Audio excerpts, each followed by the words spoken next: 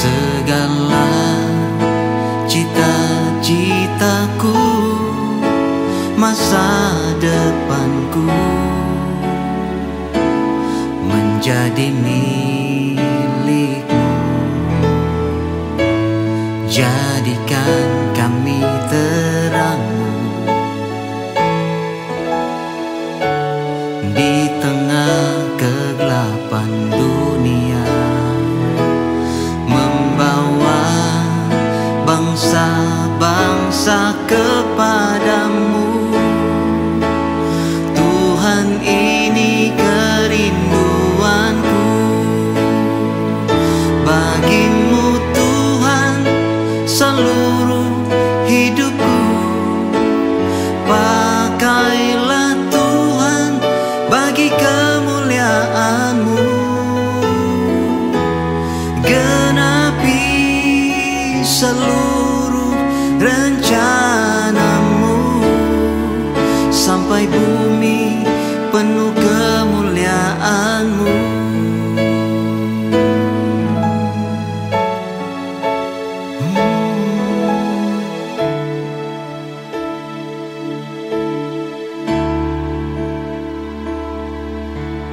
Tuhan, inilah hidupku,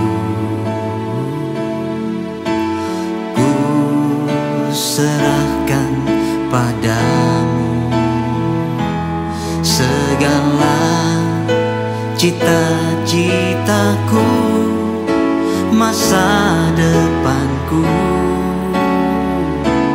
menjadi milikmu. Jadikan kami terangmu di tengah kegelapan dunia, membawa bangsa-bangsa kepadamu. Tuhan, ini kerinduanku bagimu Tuhan, seluruh hidupku. Pakailah Tuhan bagi kemuliaan-Mu, genapi seluruh rencana-Mu, sampai bumi penuh kemuliaan-Mu. Bagimu Tuhan, seluruh hidupku. Pakailah Tuhan bagi kemuliaan-Mu, genapi seluruh rencana-Mu, sampai bumi penuh kemuliaan-Mu, sampai bumi penuh kemuliaan-Mu, sampai bumi penuh kemuliaan-Mu.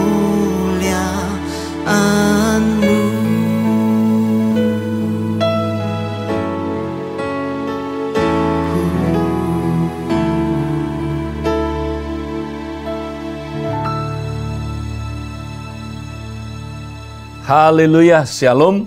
Bapak Ibu Saudara yang saya kasihi, masih ingat kita terus membahas tentang bagaimana kita bisa bertumbuh bersama-sama.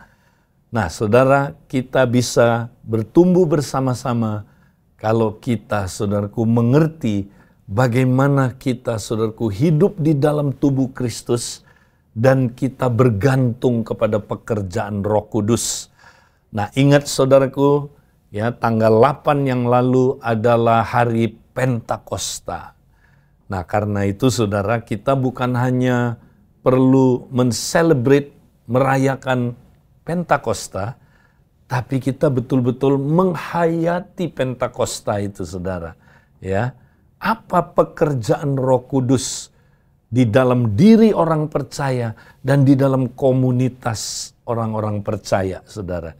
Nah, ini penting kita pahami, ya.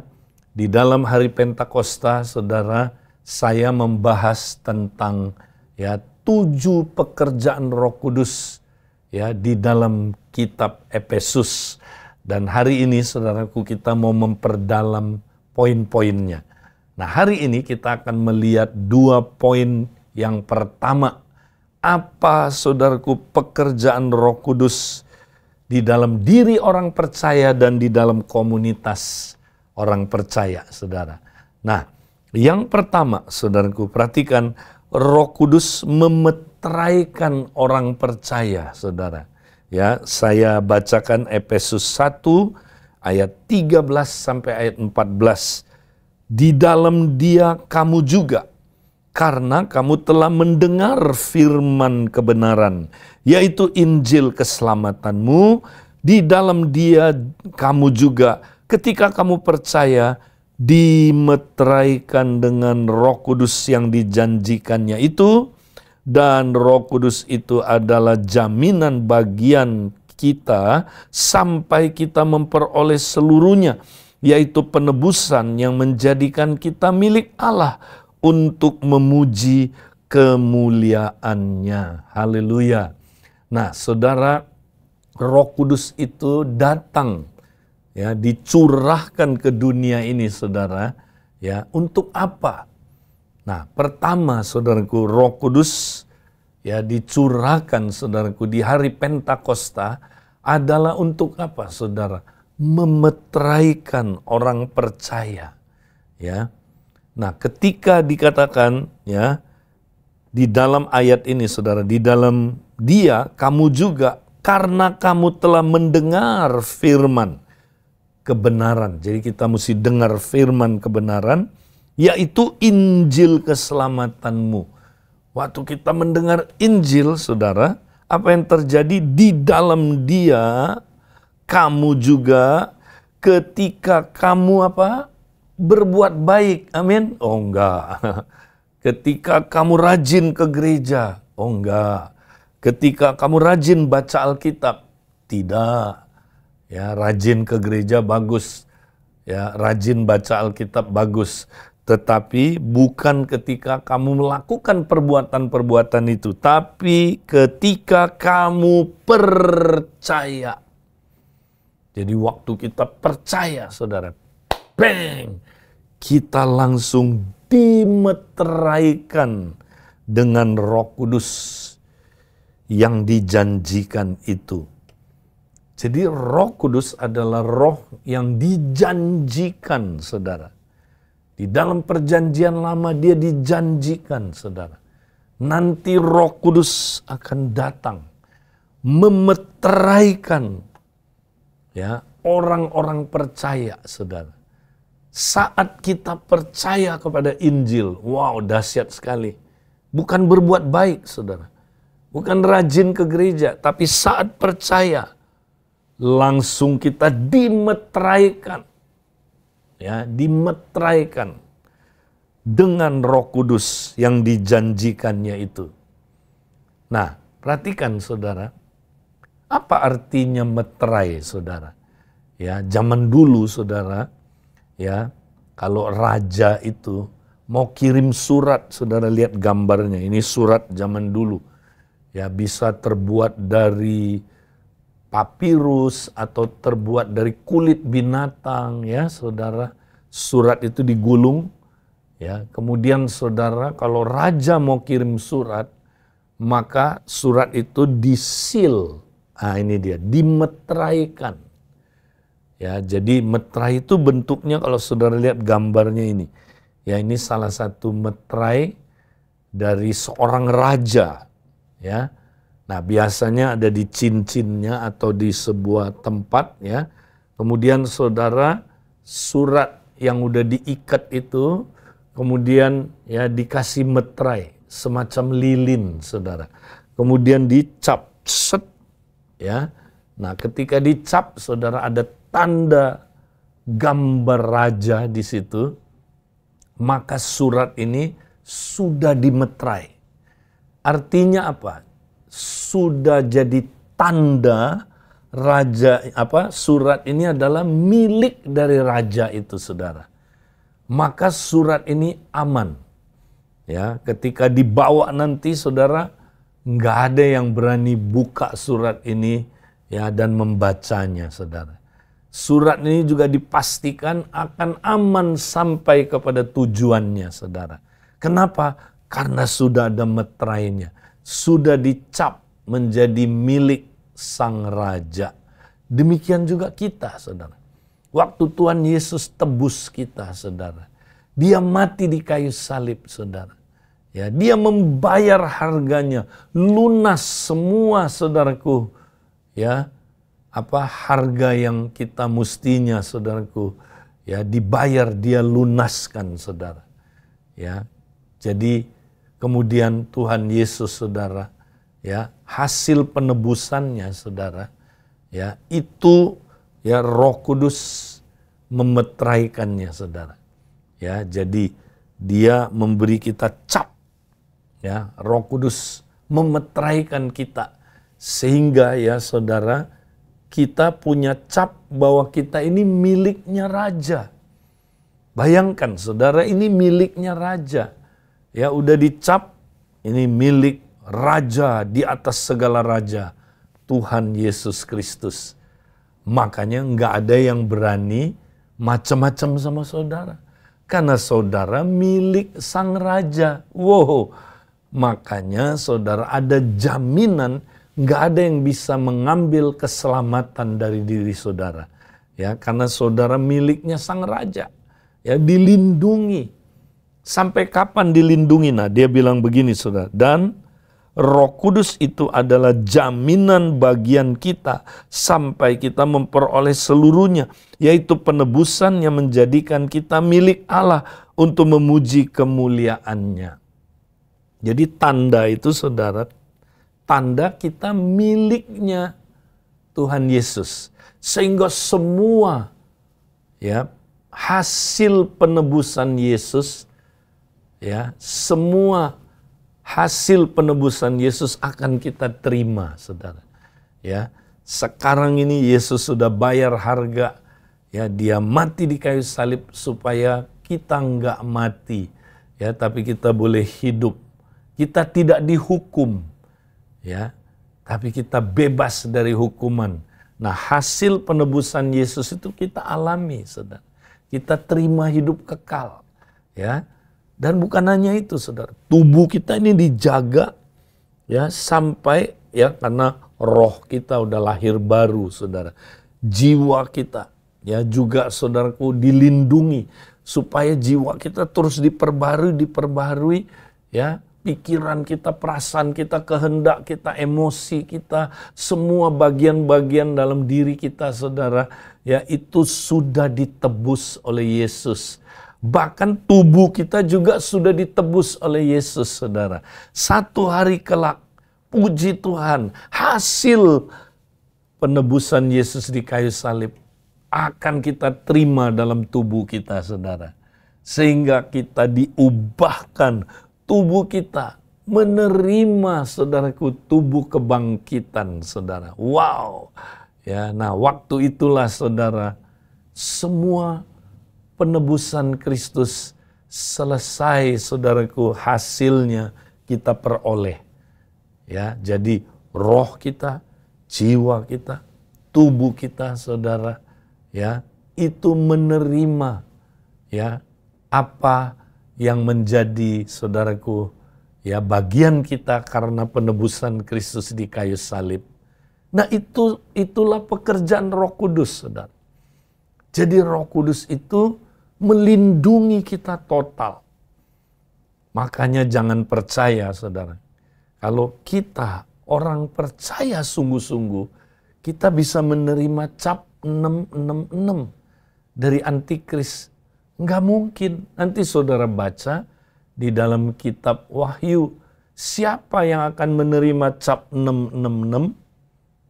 Ya, yang bisa menerima cap 666 adalah orang-orang yang namanya tidak tersurat di surga. Artinya orang yang belum lahir baru. Kalau saudara sudah lahir baru, nama saudara sudah tersurat ya di surga, saudara. Maka saudara nggak bisa lagi menerima cap yang lain. Ya, karena saudara sudah dapat cap ya meterai dari Roh Kudus, maka kita nggak bisa lagi menerima tanda dari antikris, saudaraku. 666 itu kita aman, ya. Makanya saudaraku, ya, kita mesti bersyukur kalau saudaraku kita sudah menerima, ya, meterai dengan Roh Kudus itu, saudara, sehingga kita aman, kita pasti selamat, saudaraku. Ya, keselamatan itu, ya, pasti, bukan mudah-mudahan, ya, bukan semoga, tapi pasti kalau kita percayanya benar, saudara. Kalau kita percaya yang benar, kita dimeteraikan oleh Roh Kudus itu, saudara. Nah, ini luar biasa sekali. Ini yang pertama, ya, pekerjaan Roh Kudus adalah, saudara, memeteraikan orang percaya karena dia adalah roh yang dijanjikan itu. Ya, nah, sekarang yang kedua, saudaraku, dalam sesi ini saya mau bahas poin yang kedua.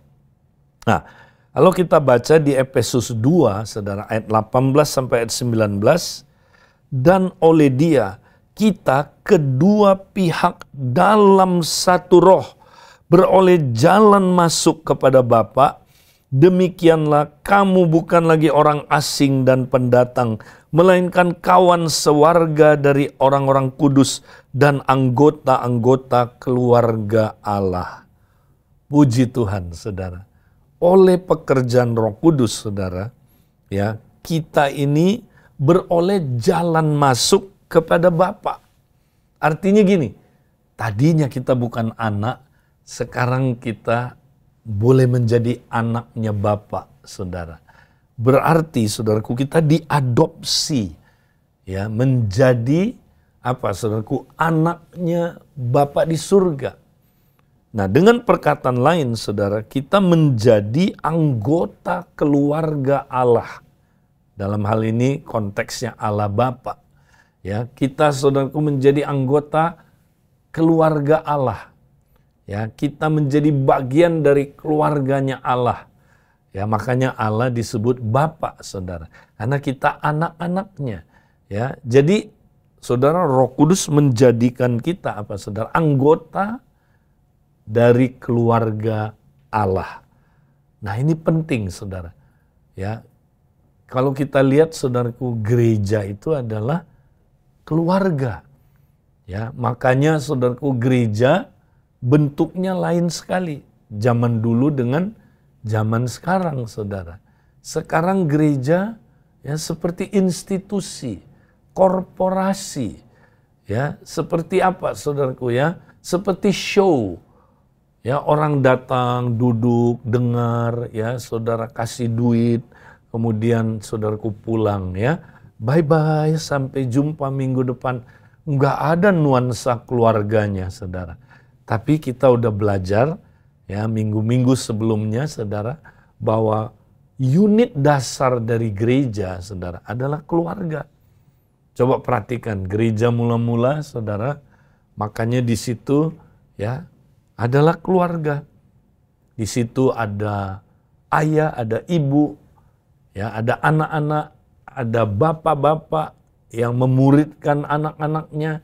Juga ada orang-orang yang udah lahir baru, mereka dianggap sebagai keluarga rohani. Ya, nah itulah gereja, saudara.